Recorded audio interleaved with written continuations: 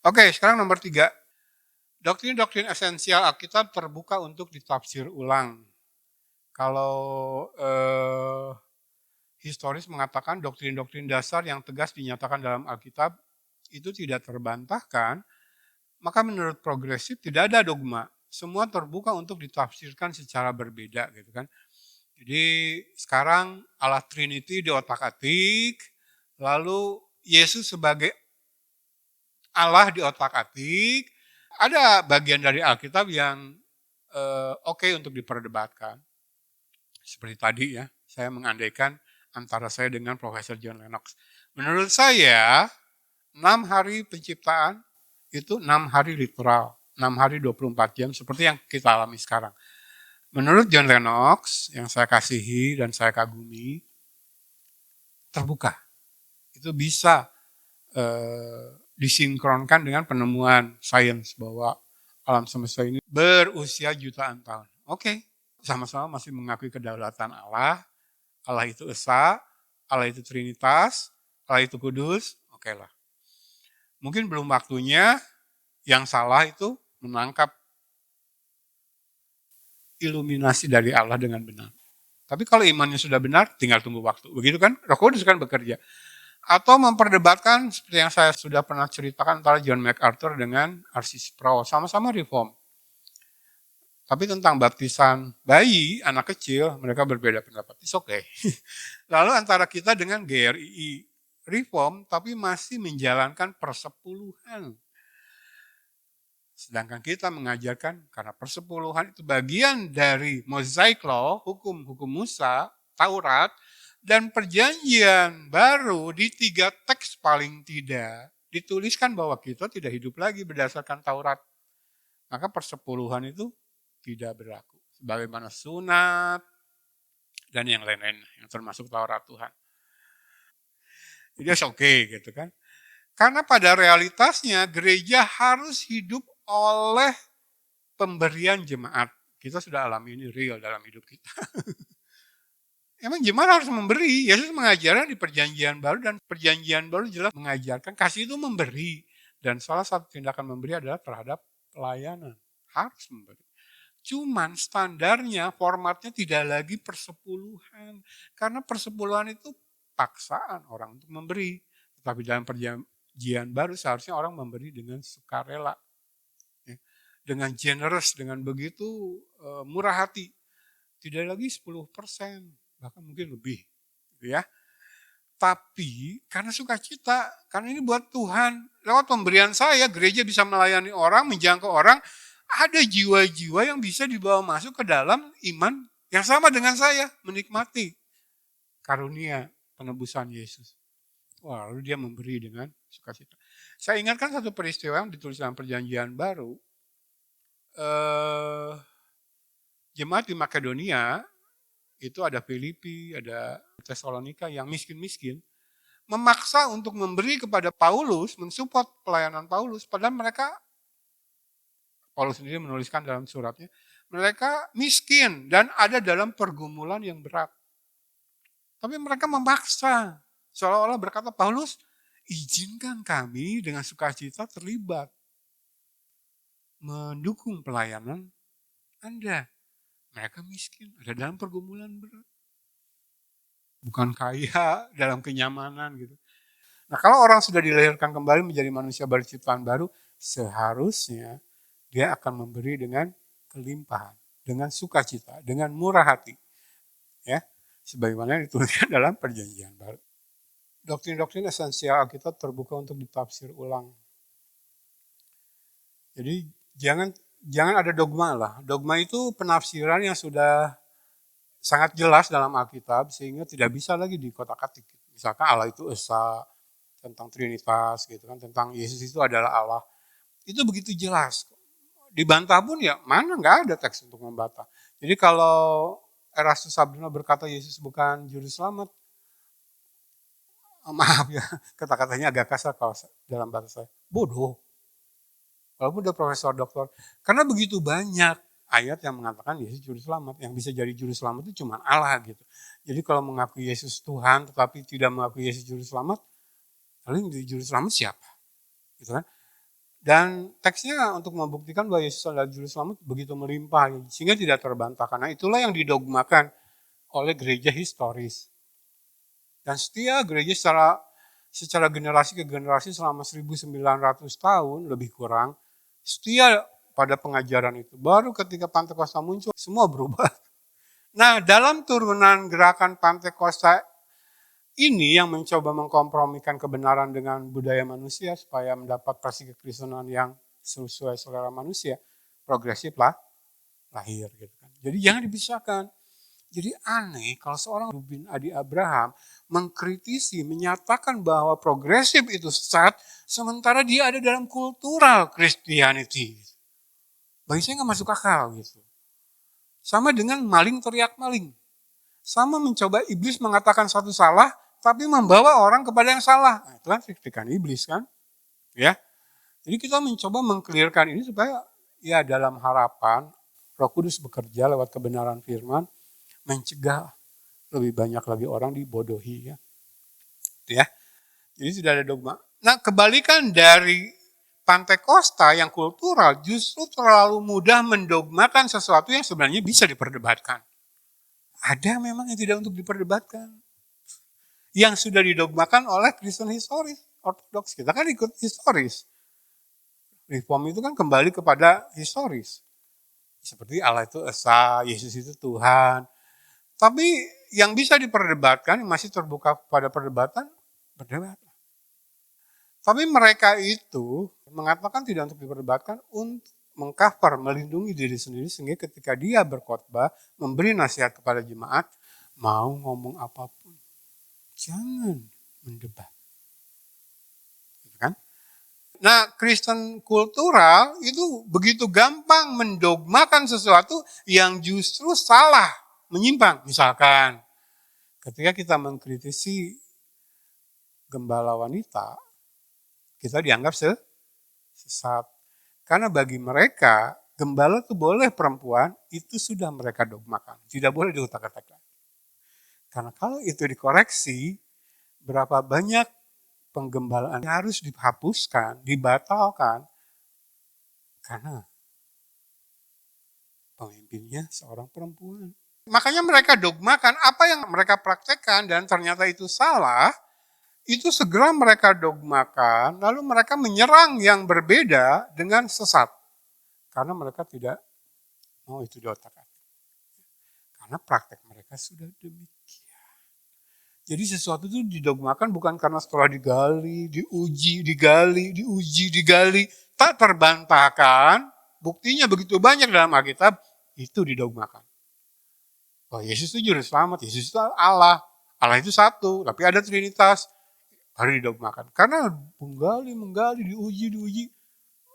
Udah. Bukti kebenarannya tak terbantahkan. Tapi ini mendogmakan sesuatu karena sudah menyimpang dari Alkitab, tetapi terlalu banyak dipraktekkan. Dan kalau itu dikoreksi, waduh, berapa banyak penggembalaan yang harus ditutup atau diganti ulang pemimpinnya. Ya, jadi begitu gampang mendogmakan, tapi menurut kami berbeda dari kami sesat karena kamilah pemilik surga, gitu kan. Waduh, kalau kata dogma diperkatakan orang Pantekosta karismatik termasuk BPD, bisa langsung merinding. Karena yang didogmakan itu ya bukan dari penggalian Alkitab, pengujian yang intensif, seksama, hati-hati, rajin gitu kan, kerja keras, tapi sesuatu yang sudah terlanjur dipraktekkan. Ya, walaupun berbeda dengan Alkitab, kita dogmakan supaya kalau ada orang mengotak-atik, orang itu yang sesat, gitu ya. Oke, yang berikutnya. Keempat, istilah ungkapan historis didefinisikan ulang. Sama ya, kasusnya dengan 3. Jadi kalau historis berkata pernyataan-pernyataan iman adalah benar menurut Alkitab yang ditafsirkan secara benar, menurut progresif pernyataan iman diartikan lain keluar dari kebenaran Alkitab. Makanya kita harus dekonstruksi iman. Saya sudah singgung di pelajaran yang lain. Ketika dalam kekristenan kita mendengar kata kasih, kasihnya menurut siapa? Harus menurut Alkitab, itu historis, ortodoks. Tetapi dalam progresif, kasih itu bisa dibanding, bisa ikut lagunya Taylor Swift. Sekarang sudah jadi dewi, dipuja kemana-mana. Seorang penyanyi. dalam pembagian Grammy, penghargaan terakhir tahun 2024 kalau nggak salah. Dia memborong begitu banyak penghargaan. Albumnya laris manis. Turnya ke seluruh dunia, waduh, disembah-sembah orang. Kalau sempat ke Indonesia kayaknya penuh. Setiap pernyataannya itu jadi viral, gitu, jadi motivasi untuk itu menanamkan ketidakbenaran. Harus berdasarkan Alkitab kasihnya, jangan berdasarkan Taylor Swift atau Agnes Monica atau Stephen Hawking atau siapa, Mario Teguh, jangan. Ya. Karena bagi progresif semua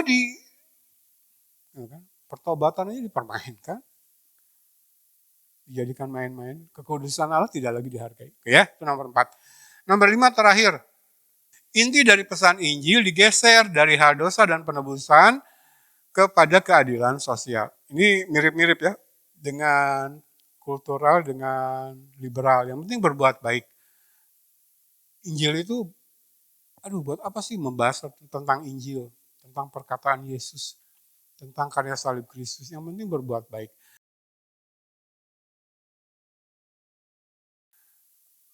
Ini ya, aplikasinya. Bersaksi dengan perbuatan. Janganlah nggak usah beritakan Injil. Karya salib, Allah yang menjadi manusia diceritakan, lahirnya di Bethlehem, menderita, sengsara, disalib, mati, dikuburkan, nggak usah. Yang penting berbuat baik. Jadi bersaksi itu, witness itu,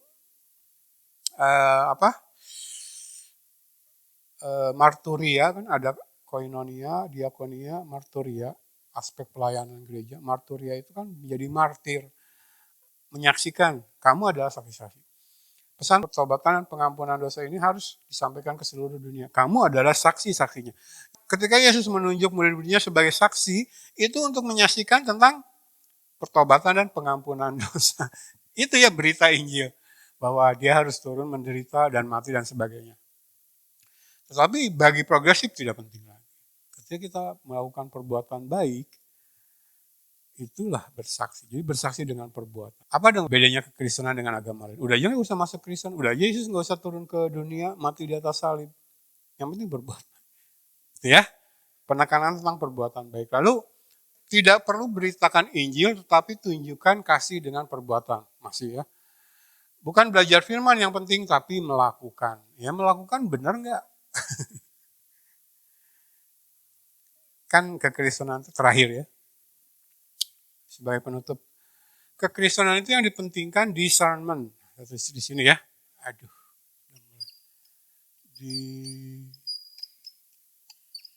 Discernment.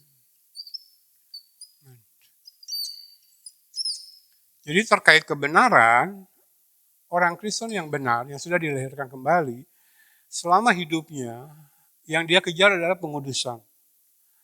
Lalu hidup saleh di hadapan Allah. Melakukan segala sesuatu menurut kehendak Allah. Dan kehendak Allah sudah diwahyukan dalam firman. Itulah kebenaran.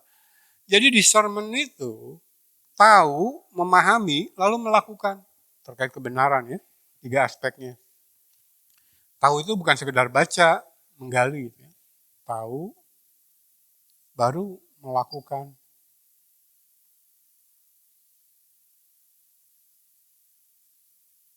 Nah, tahu itu sampai ke paham ya, bukan tahu sekedar tahu cuma di otak. Tapi sudah mengerti sampai mendalam lalu mengaminkan, menerima di hati. Jadi discernment itu tahu, paham, melakukan. Itu yang dituliskan dalam Yakobus pasal 1 ayat yang ke-25. Barang siapa yang meneliti hukum-hukum yang sempurna, hukum-hukum yang memerdekakan, tekun di dalamnya, lalu melakukannya, dialah yang berbahagia. Itulah yang dikatakan sungguh-sungguh. Jadi melakukan itu harus melakukan sesuatu yang saya paham gitu. Itulah discernment kekristenan tuh. Jadi tidak asal berbuat baik. Kalau asal berbuat baik tapi tidak paham isi Alkitab, berbuat baik itu harus sesuai kehendak Allah. Ya udah nggak usah masuk Kristen. Buat apa Yesus turun ke dunia mati di salib gitu. Udah aja jadi penganut agama lain. Semua agama mengajarkan berbuat baik kok.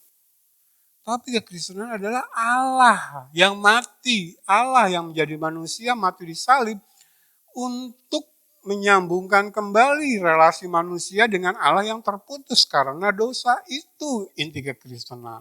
Nah, setelah manusia hubungannya tersambung dengan Allah, dia pasti berbuat baik, tapi berbuat baiknya dalam kebenaran. Discernment. Jadi yang dia kejar adalah tahu, mengejar pengenalan, pengetahuan akan kebenaran, lalu melakukannya. Melakukan itu pasti, orang yang sudah dilahirkan kembali itu pasti melakukan. Orang Roh Kudus yang menggerakkan gitu kan. Tapi kalau asal berbuat baik, ya buat apa jadi Kristen? Jadi kalau Kristen kultural, perasaan saya Allah saya. Kalau Kristen liberal, otak saya Allah saya. Kalau Kristen progresif, apa dia bilang? Pikiran dan pendapat saya adalah Allah saya. Bergerak dong, maju dong. Sesuai dengan apa yang terjadi, apa yang saya pelajari. Dunia ini bergerak, progres, menuju kepada kemajuan. Maka tafsiran Alkitab pun ikut dong. Gitu ya. Jadi pikiran dan pendapat saya yang mengikuti kemajuan zaman budaya manusia adalah Allah saya. Ini ya. Nah, kita masuk kepada kesimpulannya ya. Baik kultural, progresif maupun liberal itu unbiblical, tidak alkitabiah, bukan kekristenan yang benar. Jadi sangat lucu kalau orang dari kultural Christianity lalu menunjuk progresif itu sesat. Nah dia sendiri bagaimana? Atau dia menunjuk liberal itu sesat. Nah dia sendiri bagaimana? Karena kalau kita ikuti dari awal, terakhir terus. Biar nggak tanggung. Dari yang sudah kita pelajari tentang 3 jenis kekristenan itu,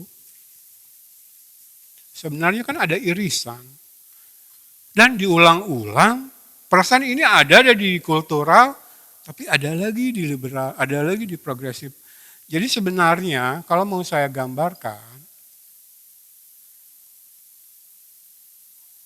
di sini yang kultural Christianity, di sini yang liberal Christianity, di sini yang progresif, pada esensinya semua sama.